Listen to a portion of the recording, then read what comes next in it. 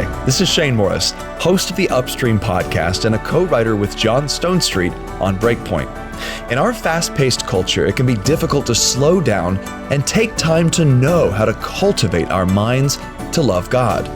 In his book, What Does It Mean to Be a Thoughtful Christian?, author David Dockery argues that Christians must be intentional about their thought life by following guidance from the Bible, listening to voices of the past, and engaging with the world.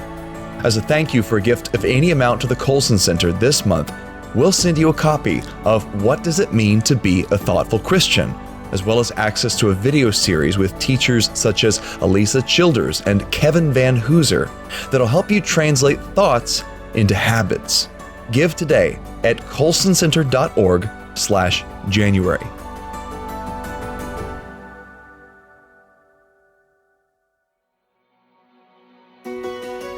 Welcome to Upstream, where we make your worldview bigger and older by taking hard questions to the headsprings of Christian wisdom. I'm Shane Morris.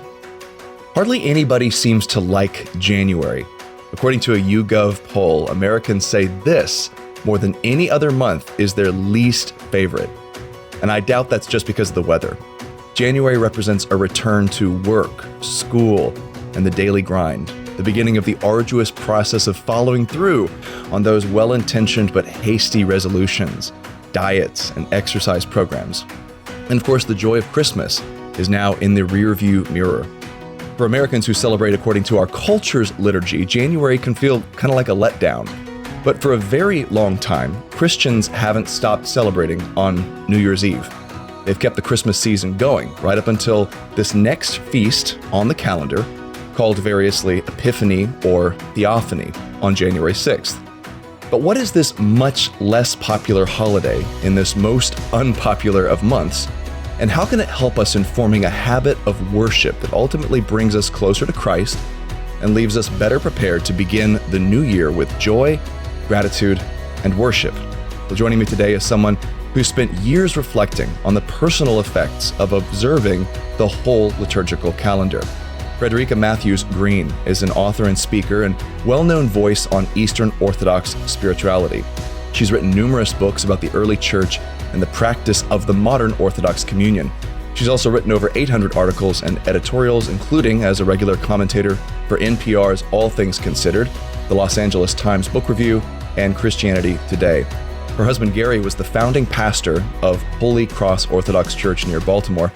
And now that he's retired, they live together in the beautiful Smoky Mountains of Tennessee. They also, by the way, have 15 grandchildren. Frederica Matthews-Green, welcome to Upstream. Hi, Shane. Thanks so much for having me.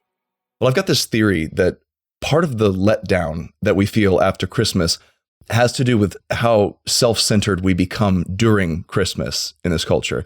So there was this Adventures in Odyssey episode years ago when I was a kid, called The Day After Christmas. And in it, this young girl who's already just super bored with her presents joins Mr. Whitaker to help out with this church in an impoverished part of town. And the whole thing is just about her learning to think about the needs of other people for a change. And of course, she finds new joy in the process. I want to ask this. How do you think we culturally wind up so glum at a time when the church has historically been still celebrating?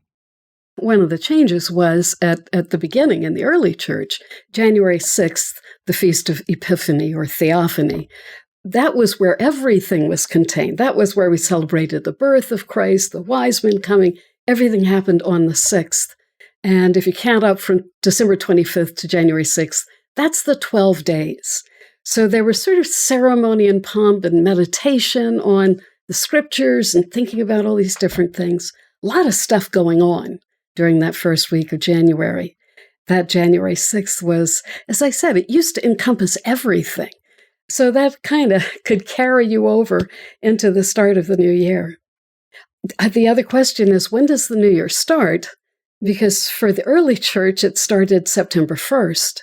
That's when the Roman Empire, the harvest had come in and they were weighed and they set out what the taxes were going to be. So does the new year start when your kids start going to school in September, or does it start in the spring when you first start seeing the crocuses? There are many different starts to the year, but the this Feast of Epiphany was the second biggest feast in the whole church year, right after Easter. Wow. I mean, that's something that's so forgotten in our cultural way of celebrating the year or marking the calendar. And this is what's so odd to me, is that we live in a sort of liminal space between liturgies where we've got the Christian liturgy sitting over here in our history, and we still observe little pieces of it. Even people who don't believe in Jesus still kind of mark these seasons, right? They get off work at Christmas and so forth. And we all have this cultural charade where we pretend that we don't know what holiday it is we're all celebrating. It's like, okay, we throw in a couple of holidays that are, celebrated by a very small minority of the population. Let's just put it that way, But for most people, it's Christmas. And yet there's this cultural liturgy that's also competing with the Christian one. And so we're not Romans, we don't have the Roman calendar to guide us through their harvest festivals and their festivals to the sun and so forth. And we're not Christian either, wholly. We're kind of sitting in this weird middle space. And I want to focus on that as we start this conversation here. Did you grow up worshiping according to the liturgical calendar, or were you in that liminal space? Yes, I did. My mother was an atheist and a Nietzschean, which is kind of unusual, kind of rare. But my father was a nominal Catholic. So we grew up going to church every Sunday. It was, back in the early 60s when if you skipped a Sunday, you would go directly to hell. If you were hit by a truck, there was no other chance. Straight to hell. Straight to hell. No get out of hell free card like you see some places. We grew up like marking the feast, going to the days of obligation and so forth, without any real faith behind it on my father's part. But I enjoyed it, and I actually was quite a devout little girl. Then went on to lose and jettison my faith totally in high school. I had a very dramatic conversion to Christ, and at that point became Episcopalian, kind of liberal, charismatic, hands in the air, and then eventually a liturgical Episcopalian before becoming Orthodox. It just sounds like I made a world tour, but all of these changes happened within like a 20-year period. It was all kind of compressed as we were trying to find our right home. What brought you back to Christ?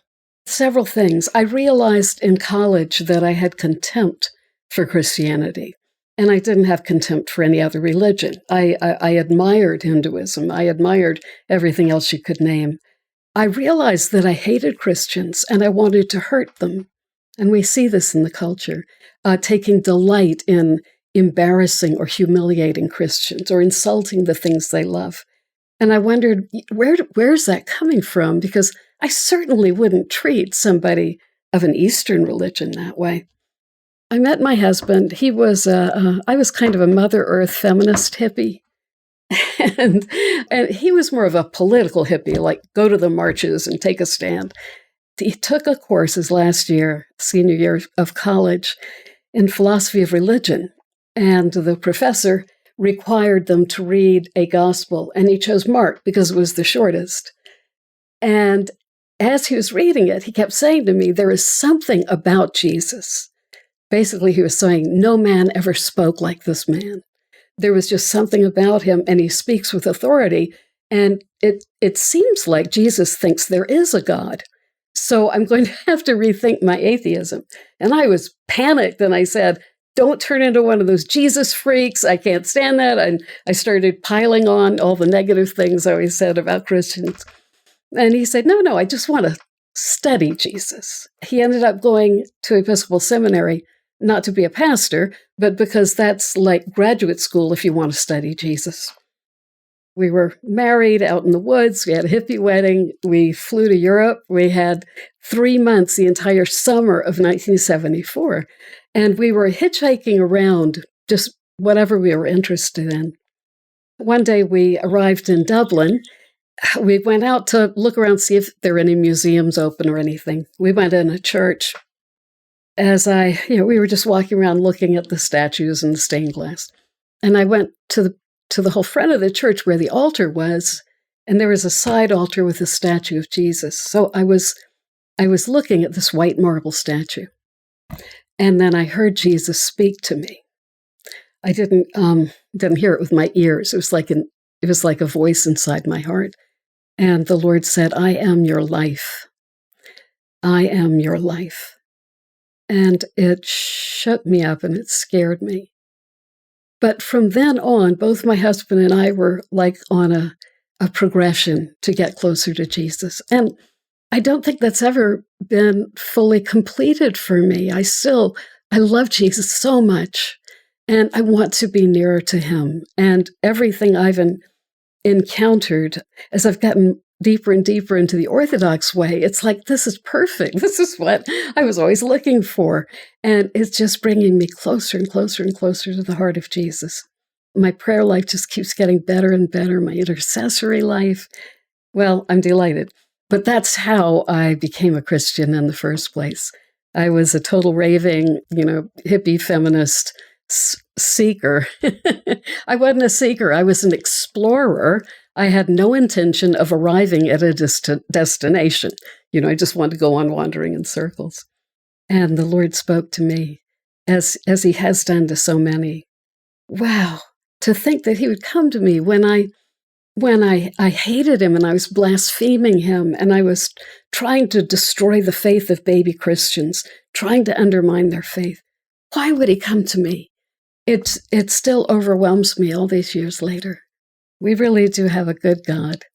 Yes, we do. Amen. It reminds me a lot of what C.S. Lewis says about himself and his introspective journey in Surprised by Joy, where he's like, I didn't believe in God and I was mad at him for not existing. Yes, I said that. And that's kind of the sentiment. It's like your own resentment toward Christians and the God of Christianity is revealing. It's damningly revealing, even because you don't have that same contempt for the God of other religions or the practitioners of other religions. It's like more than you think you do. I was sneaking up on myself in a way. But don't we notice this in the culture, that it's not just that they want to have a dialogue about Christianity. It's that they hate us and they want to humiliate and hurt us. And that's where you see the little flare of the demonic. Wherever there's hatred, wherever there's a desire to torment someone else, we're going to get more and more and more and more of that in coming years. And we have to learn to be very strong and to rely on the Lord in all things. So on the liturgy front, if you could go back in kind of a time machine to pre-conversion Frederica, and you have an attitude toward the liturgy, you're not neutral at that point, you are hostile to it. If you could contrast your view now to your view then and have a conversation with yourself, what would that look like? I think that I would say to my future self, from my old perspective, some of the things that evangelical Protestants would say to me today. That is, why do you need all this ceremony and folderol to worship God? You can worship God in a plain, empty room, in a auditorium. You don't need all this fanciness. It's a distraction. It tends to idolatry. It tends to make you make idols of these things. It creates superstition. And an evangelical speaking to me today would be coming from the point of view that Christianity is all in the head. It's in the head and the emotions, and that's all you need.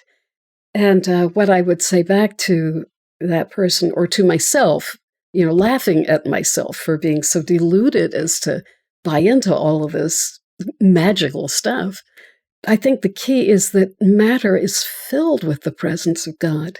That's what we've lost in the West. We don't see miracles like we do in the Orthodox Church. We believe that God is permeating all matter, that he never left it, that there's nowhere else for the earth to be except in God. There's nowhere God is not. He didn't put us on a shelf somewhere. And because he's filling all matter, when we pray and we ask, he can do miracles. You just see miracles happen frequently in Orthodoxy. I think that's the big gap, is forgetting that God is present in the material world and adopting instead this extreme intellectualism that makes it all about just what you're thinking and what emotions you're having at that moment. I would understand the reasons I would critique myself, but I think the thing I've found is not that, you've got to believe this magic. It's all real. All these things are real. And look, here's some more magic. It's more like discovering that the whole world around me, and wow, every person I meet, is aflame with the presence of God. It has to do with that. And I think it was lost in the West, probably beginning with Aquinas and going on, of course, through the Reformation, where it's all about the thoughts you're having and all about you. I like this scripture verse, but I like this scripture verse. It became so intellectual. We've been deprived of something very beautiful, but it's still there. I have so many Thomist type people on the show. And so those are fighting words. This is going to open up into a larger debate about, what is Shane trying to do with upstream here? He's got all these different people saying different things. Personally, I think there's probably a synthesis to be had here. And we're all fixating on our pet project or the thing we like best about it. Is it the life of the mind? Is it the embodied spirituality? And there's a big, it's almost like, there's a body and different parts do different things. But of course, you do have to grapple with like the historic divisions in Christian practice and theology as well. So then that's something to talk about because you've been through a number of traditions.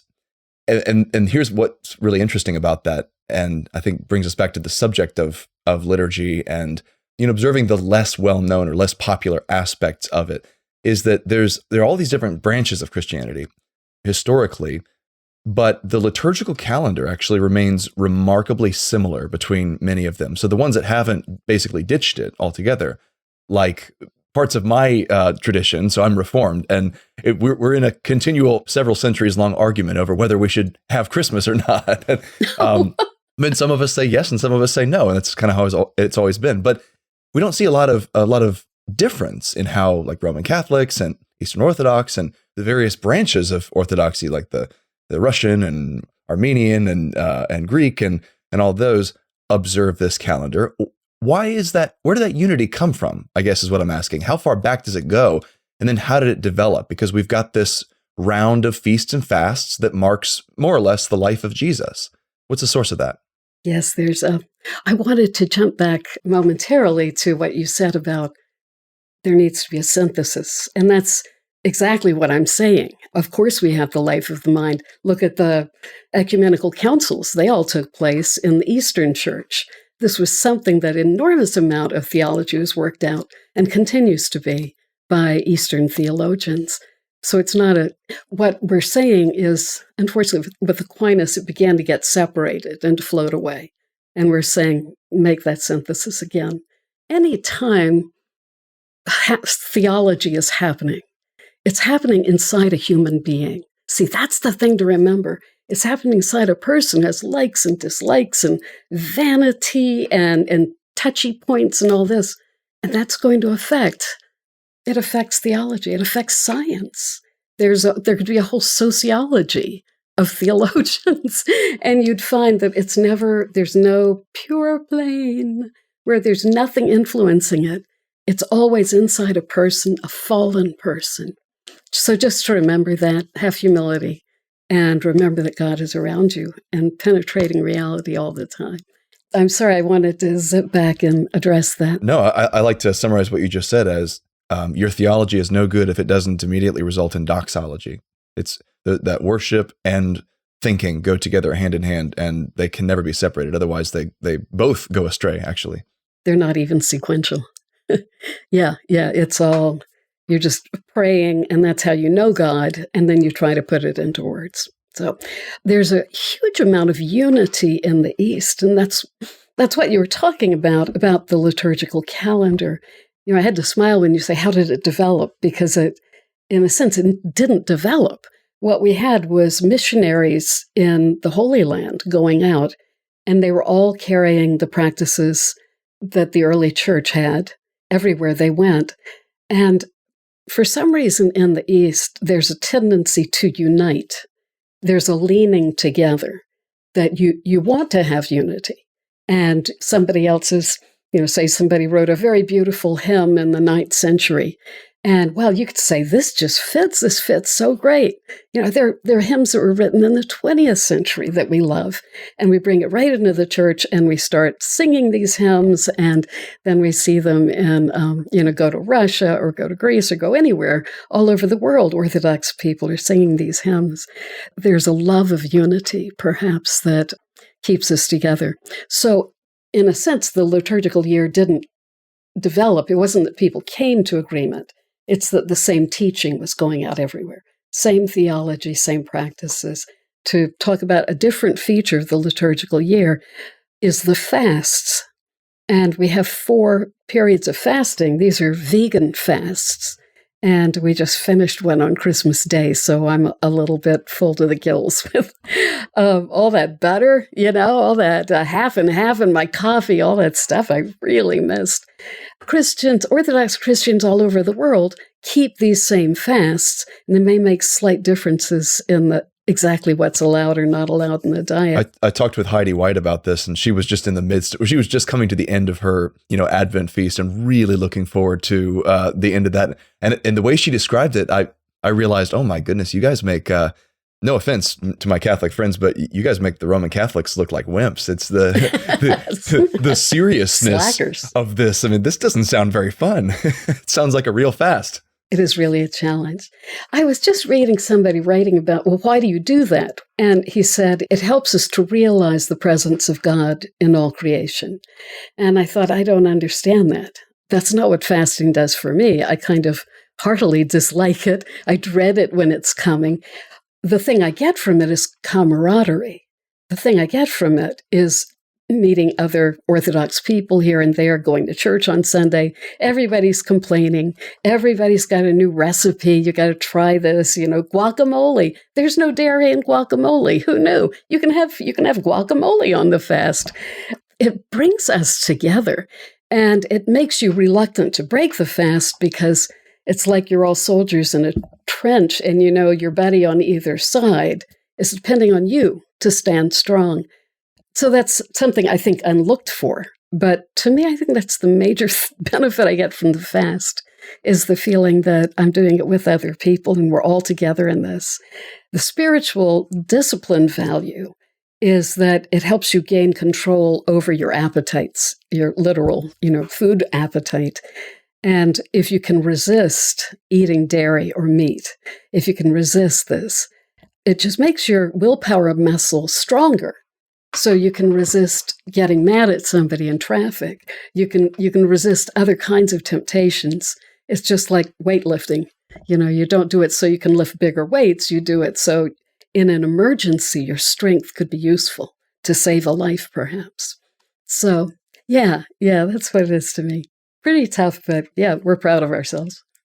Yeah, the liturgical calendar that as we have received it, and we could go back and just press the point of, what is the earliest solid attestation of a recognizable form of this being observed? Because, you read the scriptures and it's like nobody talks about Lent, right? That's not a thing that they're doing in the book of Acts. But at some point in the not too distant future beyond that, Christians are beginning to observe these things, and Christians are speaking this language and having this common rhythm. And it's a really old rhythm, and it's a really almost universal rhythm too. So we've talked a little bit about the when and where.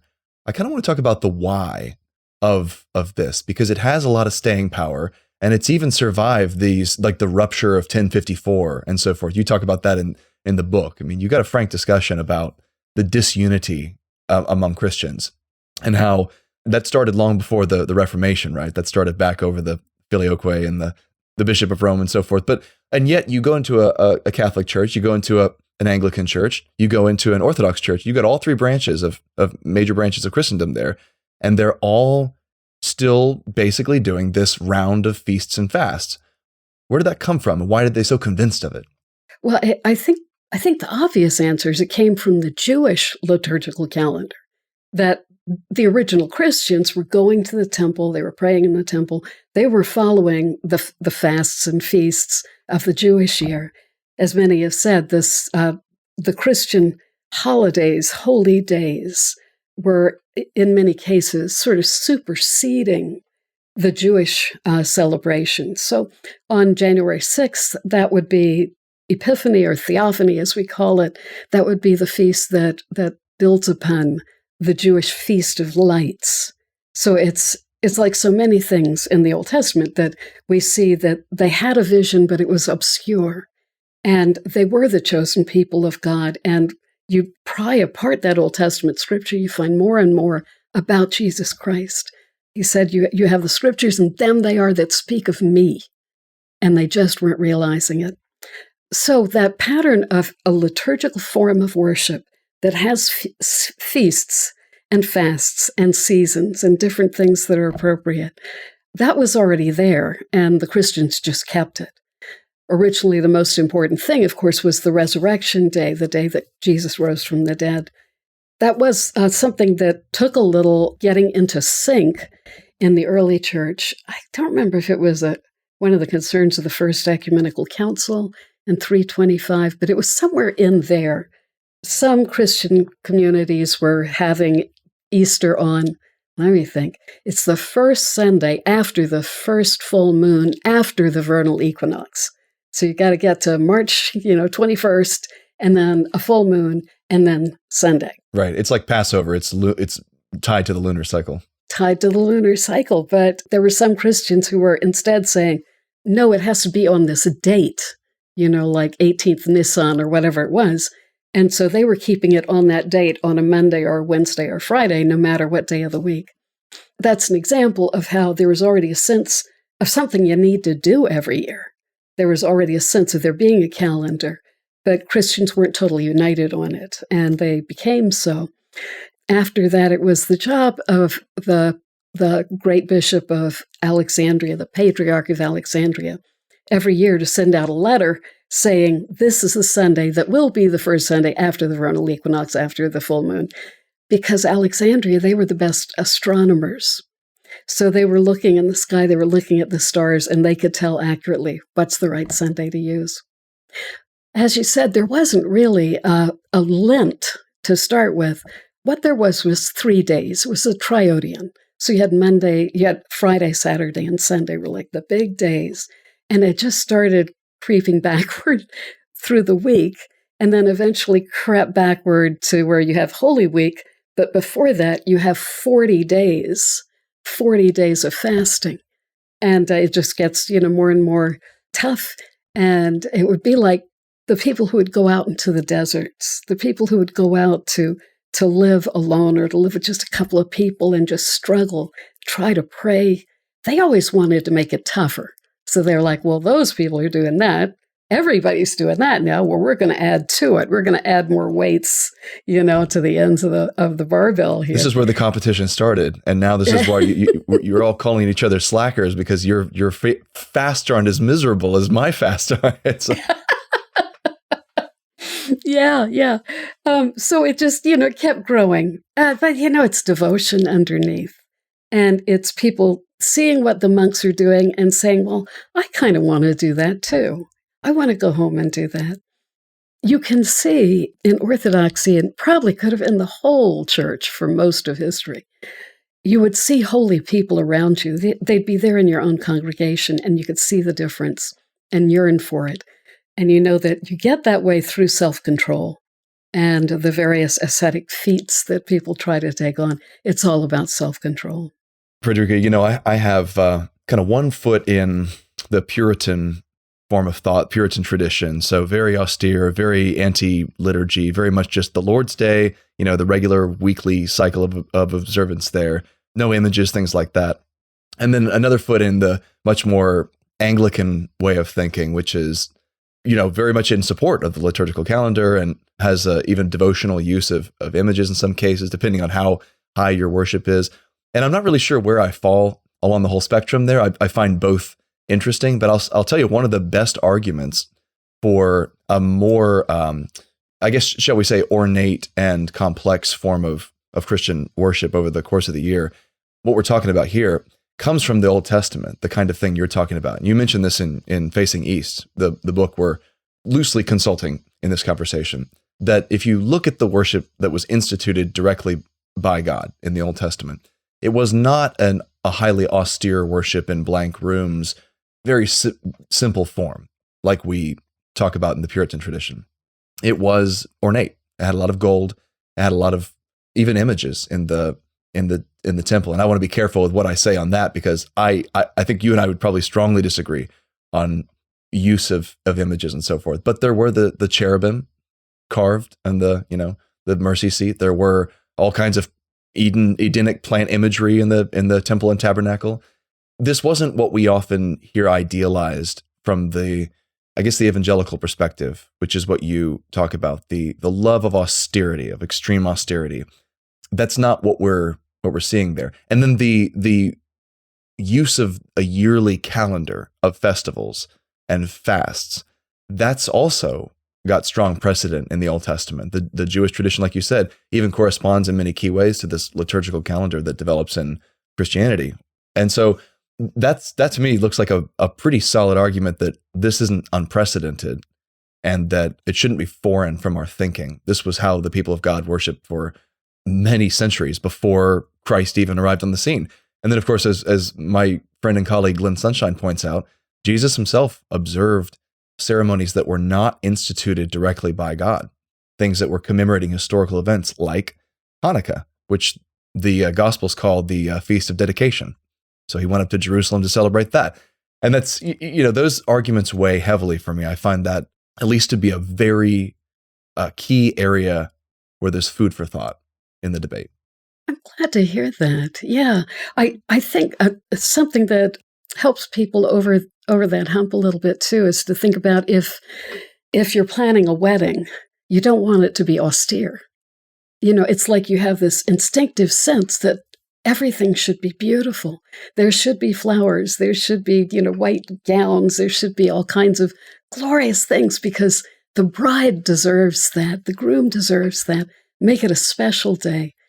That's the impulse there. There's not anything about like we're trying to buy God's attention.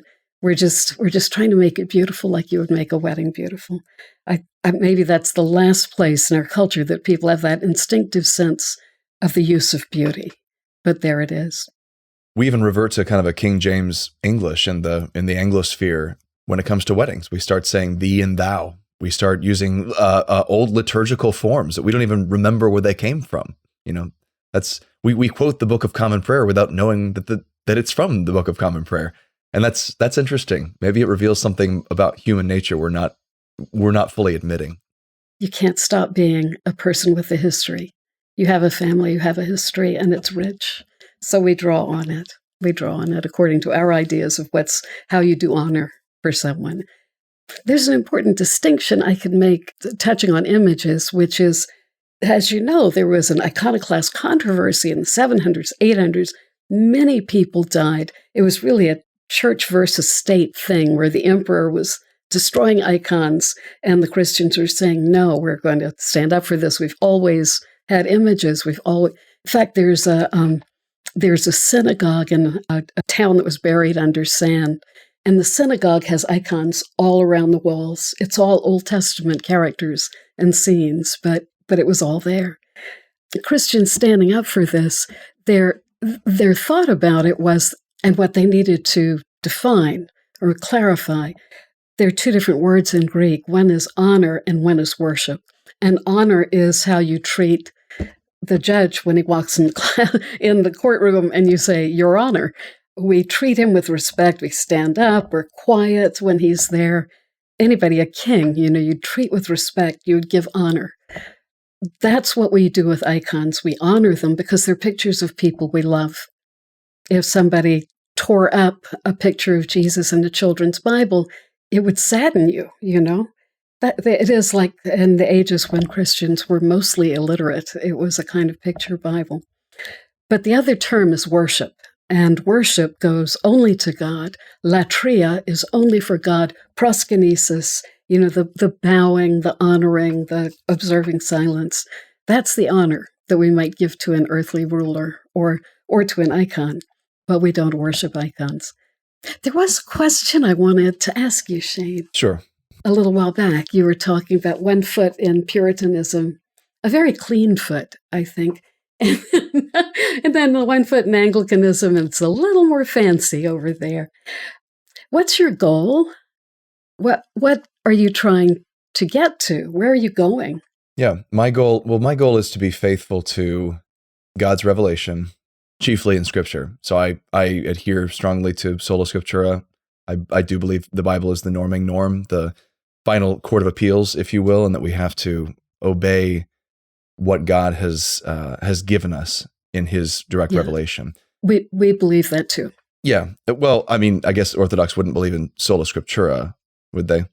I don't know about the sola. We sure do give honor to Scripture, and it is in terms of written resources, it's the highest.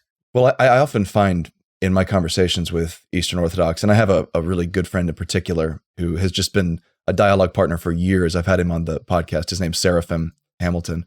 Thomas is his birth name. Seraphim is his baptismal name. When I talk with him, I often find that the distinction between what I believe and what he believes is much more difficult to articulate than the distinction between what I believe and a lot of my Roman Catholic friends believe.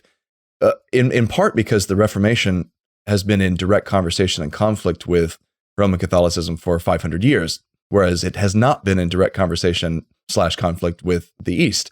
And in fact, many of the reformers had this dear wish to sort of speak with and work with and try to compare notes with the East. But as you say in the book, geography and language and culture kind of prevented that. But yeah, I'm still, learning and trying to sort everything out. But I do want to be faithful to what I think God has revealed in Scripture. And I'm convinced at this point that the Reformation is the place to be. Well, if I could say, you want to stand firm and be faithful, and the picture I get is of like it's a terrible storm at sea, and you're bound to the mast, and you're determined to stay there. You're going to ride it out no matter what happens. You're going to stay right here. I was wondering do you not have any sense of yourself growing in Christ? I was thinking, what is your goal in that sense? Do you see places where you need to grow? Is there a hero that you look at that you aspire to become a little more like every day? Are you going somewhere, or are you just tied to the mast? That's a great question. I think there are days when I am tied to the mast, and it's just the forms, it's just the prayers, it's just the scriptures, it's just what I know, doing what I know to be right, even if I don't have the feeling. And I go through cycles, and the law of undulation applies, like Lewis talks about in Screwtape Letters, where there are times of spiritual richness and a sense of God's immanence, and then there are seasons of dryness and emptiness where it's just a matter of obeying, even when you don't feel the sharp manifestations of His presence, like in the good times, and you just keep going through that.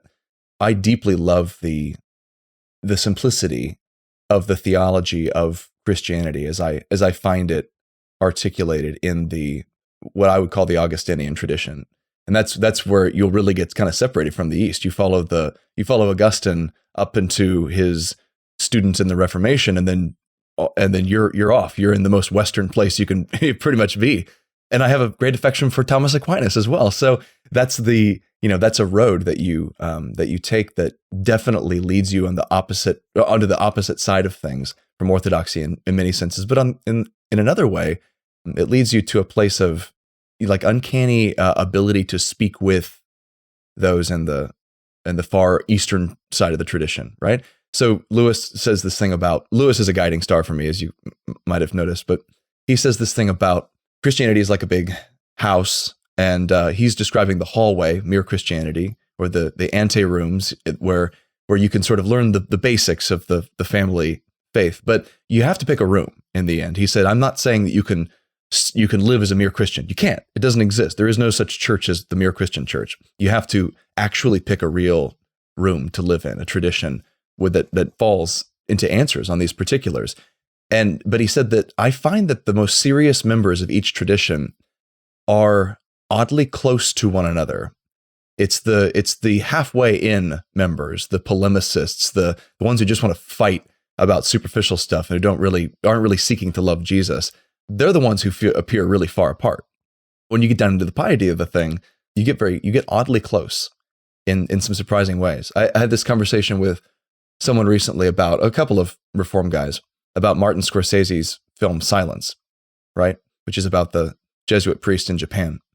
And I don't know what to think about the film because I've heard it criticized even by Catholics as a council of despair. Because in the end they apostatize. The main character, stomps on the cross. These guys were saying, I don't believe that there's any special significance in crucifixes or images and so forth. And in fact, I'm against their use in worship. But they said, I don't think I would do what the Japanese were demanding that those missionaries did anyway. I still would not do it. And it's reminiscent of what Lewis again has one of his characters do, Mark Studdock in, what's it called? That Hideous Strength. So Mark Studdock in That Hideous Strength he doesn't believe in Jesus, but the NICE guys try to get him to stomp on a picture of Jesus. I think it's a picture instead of a crucifix. And he just it doesn't feel right. He doesn't want to do it. Yeah. We do have that instinctive sense that there's a connection between a picture of a person and the person. And that's why we keep framed photographs of people we love. We wouldn't want somebody to trample on the picture of my grandmother. For those Orthodox who are really practicing it, there is a goal in the sense of you can visualize what it would be like if you had gotten closer to Christ, what sins you would be able to resist. And we can see people around us that have been miraculously transformed. And we know there are people that glow, with light. We know there are people who, when they speak, miracles happen. They're always intensely humble and submitted to Christ, but it's Christ's power comes through them in a weird way. Yeah, I've said sometimes at a great pan-Christian conference, the Reformed people and the Catholics would be in one corner talking about theology, and the Orthodox and the Pentecostals would be in another corner talking about transformation in Christ, the light of Christ within me and changing me and giving me more love for other people. And Seraphim is an example of that. I don't know if your friend Seraphim has told you about Saint Seraphim, but he's I was going to say modern day. He lived like in the early 1800s, and he was a monk and he was Russian, but there's a story about him walking in the woods on a snowy day with a friend and a spiritual son of his. He was spiritual director too. And the man was saying, I just don't know how to pray. I don't feel anything. I don't understand it. I don't know why I'm doing these things. And Seraphim stopped him and said, look at me. And Motovalov, who wrote this up, said, I look and what I see is, it seems to be the face of a man in the sun. It's the sun that's glowing at me right now. And he can see the lips moving, and it is Seraphim. And Seraphim says, look around us. We're warm, even though we're in the snow. This area where we're standing, there's no snow falling. Motovalov wrote that down, and Seraphim was saying to him, you know how to pray. You already know how. Just do it. Just keep doing it. And you will grow and you will grow. So there's a dynamism, I think, a dynamism of personal transformation, expectation of personal transformation that perhaps we don't have in the more intellectual ends. Not that we're not intellectual. I feel like I'm just not expressing this well, but the prizing of intellectuality and believing that it can be separate from the human beings who do the intellectualizing. It's just not true. It all comes out of a fallen human being. Even Aquinas. Aquinas, I think, was a saint. He was a wonderful man. And at the end of his life, he had a vision on December 6th, on the feast of St. Nicholas. And he never told anybody what it was like. He never told anyone what he saw, but it overwhelmed him. And after that, he stopped writing. And his scribe said, let's get back to it. You're almost through with the Summa. Let's just keep going. And he kept saying, no, everything that I have written is like straw to me. So, that was his perspective after he had this face-to-face confrontation with Christ. That's something Orthodox would obviously warm up to. I'm glad you mentioned the face-to-face confrontation with Christ, because in many ways, Epiphany / Theophany is about that. In fact, Theophany it means revealing of God or appearing of God. And this is what this is where we're at in the liturgical calendar. This is what we're marking, celebrating. But there's this sort of divergence from what I expected. So when I read about it in your book, the emphasis in the East is on Jesus' baptism.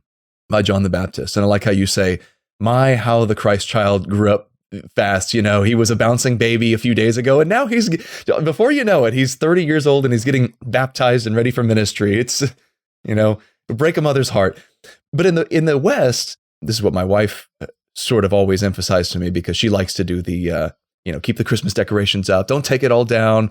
If you get the wise men, don't put them at the manger scene until January 6th. You got to let them wander around the house a little bit before they get there. So, it's always emphasizing the appearance of the Magi to the Christ child. What's the connection between those two? And is there some kind of opposition? I mean, what are we actually marking in the life of Jesus on this day? I wish I knew more about the history of the evolution of that change. I don't actually know why that happened. But as you say, in the West, it's called Epiphany, and it's the arrival of the wise men. And in Orthodoxy, we actually hear all about the birth of Christ in the stable and the shepherds before the divine liturgy, before the Eucharistic service, the midnight Mass, so to speak. The gospel at the midnight Mass, it's the three wise men arriving. So we've already done all of that. And now, 12 days later, we're arriving at the point where he is being baptized. And that is the revelation. It's a revelation of God, Theophany. It's a God revelation. It's that Jesus goes down into the water. When he comes up, the voice of the Father speaks, the dove is seen descending, and there's Christ, God in human form. So it reveals the Trinity. It's the first revelation in the scriptures of the Trinity. So it's got all of those things going on at the same time. And part of what we do in the Orthodox Church is we have a great blessing of waters. And it's a sort of, again, another reminder of God permeating and penetrating all matter. All water is connected. There was a novel by Kurt Vonnegut called Cat's Cradle. And in it, he imagined someone had invented something called Ice 9. And if it got into water, it would freeze it. And somehow all water on Earth is connected, so that in time, all the water on Earth would be frozen and humans and everything would die. There was no way to turn it back into water again. It froze at room temperature. So it's kind of like that. When we bless the waters, it's like, boom, it's all over the world. It's all the water everywhere. It's a wonderful, beautiful, long, lengthy prayer that's written by a 7th century bishop that we use in church that day.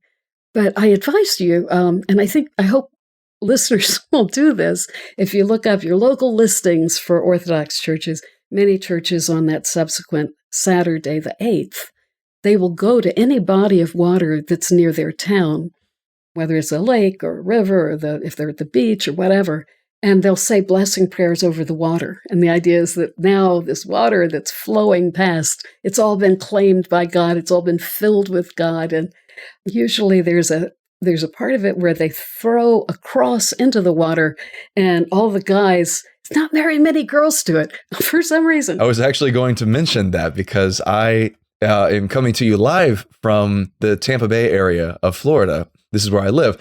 And of course, St. Petersburg has a very big old Greek Orthodox community.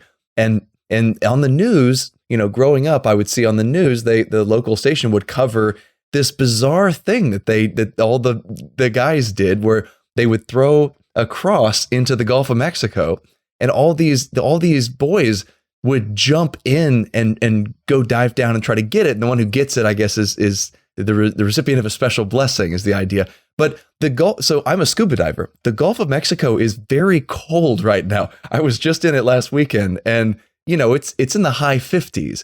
So even with a wetsuit, that gets very cold after a while. Jumping in it is brisk. It'll wake you up. What's that all about? They even do it in Russia where they're under snow. This is not an old tradition as far as I know. It's guys showing off to each other, As a woman, I love that. I could just sit and watch that all day.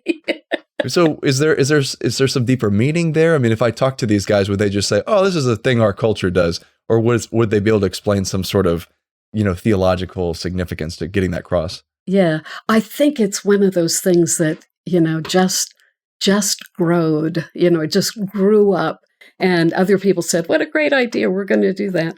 it's something that accumulated rather than something that was planned. And I think what it came out of was as they blessed the water and made the sign of the cross over the water, they got the idea that they would actually drag a cross through the water, make the sign of the cross on the water. And I think somebody just had this great idea. Throw it in, Father, I'll get it back. And then, of course, all the guys got to compete with each other. So, but it's quite a show. So look up your local listings, as I say, and perhaps on Sunday afternoon. It's usually after the church service, so be a little later, around noon or something. They'll go down to the river, down to the bay, and throw the cross in and get it back again. What does Theophany look like for you? This is something that we're so much less familiar with culturally, to the point of just utterly forgetting that it exists. But what does it look like for an observant Orthodox Christian or anyone who follows this liturgical tradition? Obviously, it's going to be different depending on whether you're East or West, because you're kind of commemorating something different. But what is it like for you? Well, I can tell you that when I was Episcopalian, and my husband was an Episcopal priest for 15 years before we became Orthodox, Epiphany, which was about the arrival of the wise men, what that was about was the gospel going out into all the world. Heretofore, it had only been the Jewish shepherds, the Jewish mother of Christ, the Jewish people. It had just been them, had been their private thing. When the wise men arrived from a foreign land, it's evident that God intends it to go out to the whole world. That was the point of it when I was a Western Christian. As an Eastern Christian, it's more mystical, and it does have to do more with God's authority over creation, his presence in creation, his command of creation, his ability to work miracles when it suits him, when he thinks it's the right thing to do. It's sort of intimidating, partly because of that long prayer, I was telling you about from St. Sophronius. It has a cadence to it and a kind of authority, and it just has power. And it's not just the words that have power, it's reminding you that the day has power, the observance has power, that things are going on around us that we can barely comprehend, but it's real. One of the big feelings I had right after my conversion was that God was realer than I was. I suddenly felt insubstantial. That's one thing Aquinas would say. He donated existence to you. You're the derivative thing. You're the contingent thing. He's the necessary thing. And I have to say, I love Aquinas, and I believe he was a holy man. And I don't think he started, he didn't start the fire. He didn't start this, but his is the name. He's the home base that we refer to. Medieval scholasticism, yeah. It just kind of took off after that. Yeah, but for me, the Theophany is a reminder of something that's true all the time, but that I keep forgetting, that God really is present everywhere all the time. Each of these feasts and fasts, Frederica, seem to have a commemorative purpose and a purpose for worship. So we're walking through the life of Christ. We're remembering the things he did and said and revealed. But there's also a personal devotion purpose that accompanies many of these. So Lent, for instance, is one of the fasts. It's a time for repentance and self-denial. Advent is another fast. It's a time to prepare for Christ's second coming in particular. What is the personal devotion purpose of Epiphany Theophany? What kind of mood would you typically come out of this celebration having? I go into it and I come out of it with trepidation, feeling intimidated, feeling that there is so much going on in the spiritual realm all the time that I have no idea, And I'm thinking about what I want to eat. I'm thinking about what I want to watch on TV. And all the time I'm living my superficial little life. There are demons and angels around us all the time. I believe that literally. I believe I've experienced that literally. There is God's presence all the time. There are miracles all the time. And we just float along like bubbles on top of the ocean without being very aware. So that's what Theophany does for me. It reminds me of the existence of this spiritual realm, this unseen realm that is there.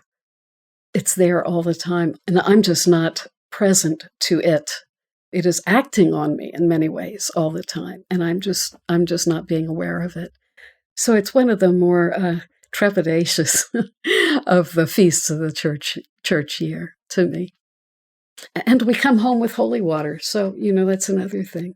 We bring little bottles of holy water. You can sip if you get sick, or if you feel like something isn't right in your house and you want to just throw some on the walls. That it's said that it will drive away demonic influences, and they can get into our homes, often through our computers.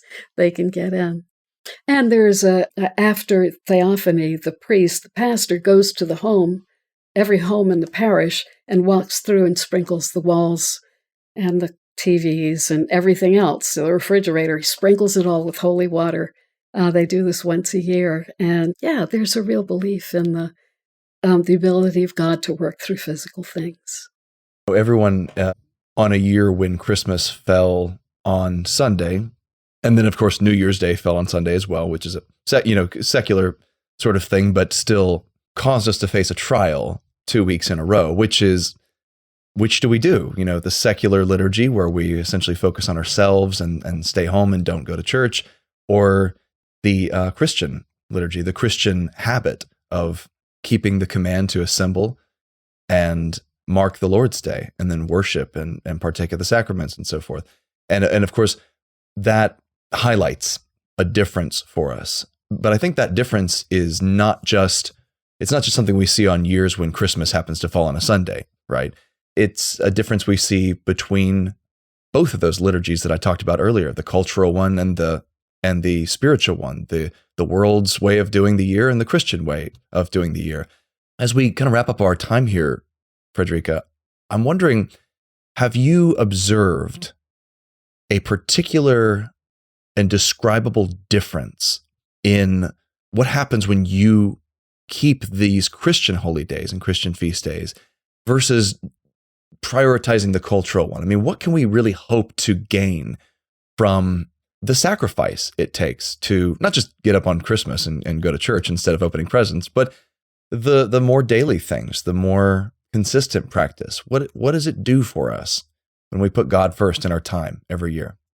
I bet every Christian would say the same thing I do, which is I may not feel like I'm getting anything out of it when I keep my prayer times during the day, or when I read the scriptures in the morning, or when I go to church on Sunday. While I'm in church on Sunday, I might be bored. My mind might be wandering and thinking about other things. But I know that if I didn't do it, I would feel miserable somehow. There would be something in me that would feel like a plant that's been put in the closet and it can't feel the light anymore. I know I need to do it because it's doing something for me that I don't even understand. I couldn't explain what it is. Like being a little child and the mother is saying, eat your vegetables. It's the mother feeds us the things that will make our bodies grow and get stronger. The mother's taking care of us in all these ways. And it may be no fun whatsoever to eat your vegetables. but like that, in that sense, keeping the feasts, the fasts, reading the scriptures daily, praying daily, all of these things we do, in addition to going to church every Sunday and often during the week as well. All of these things are growing us up into the stature of the fullness of Christ. I don't know how much I could say about what it does for me, because as I said, sometimes I don't feel like anything's happening. But I know if I don't do it, I am less myself, and I begin to feel like I'm starving. So it's, for one reason or another, it's become necessary. I like that you've come back several times in this conversation, and of course in your book, Facing East, to this idea that there's actually a third crucial track of Christian spirituality, besides the mind and the emotions. There's also these actions that you do. Even if you don't feel it, even if you don't understand it, you do the actions, and the actions themselves make a difference. And I come back to C.S. Lewis as I think about this in Screwtape Letters. He remarks that Screwtape remarks that Wormwood should try very hard to get his patient to believe that things like physical posture and gestures and reverently kneeling or folding his hands or closing his eyes or any of the other things that you associate with prayer and worship make no difference, that it's all just kind of a cerebral state. And this is the demon, counseling another demon to get humans to believe this. Point being, it makes a great deal of difference what we do, even when we don't feel it. And we find in another big theme that Lewis comes back to again and again is that doing something even when you don't feel like it changes your feeling. That the feeling itself is a result of the doing, not the other way around. And that this is true in everything from worship to marital love. You act as if you love your spouse more than yourself, and then you'll find gradually that the feelings follow. You don't follow the feelings. And this is what I think we can draw, especially out of this discussion of the liturgy, the church calendar, and these actions that we don't necessarily understand, right? And that are kind of mysterious to us, because I find that they make a huge difference to me. I find that when I worship according to these forms, or even when I just read my Bible when I don't feel like it, God grabs me by the collar, and all of a sudden the feelings follow. I recognize that I've been living in a fog, and it's like waking up and saying, oh, this is how the universe really is. This is what's true.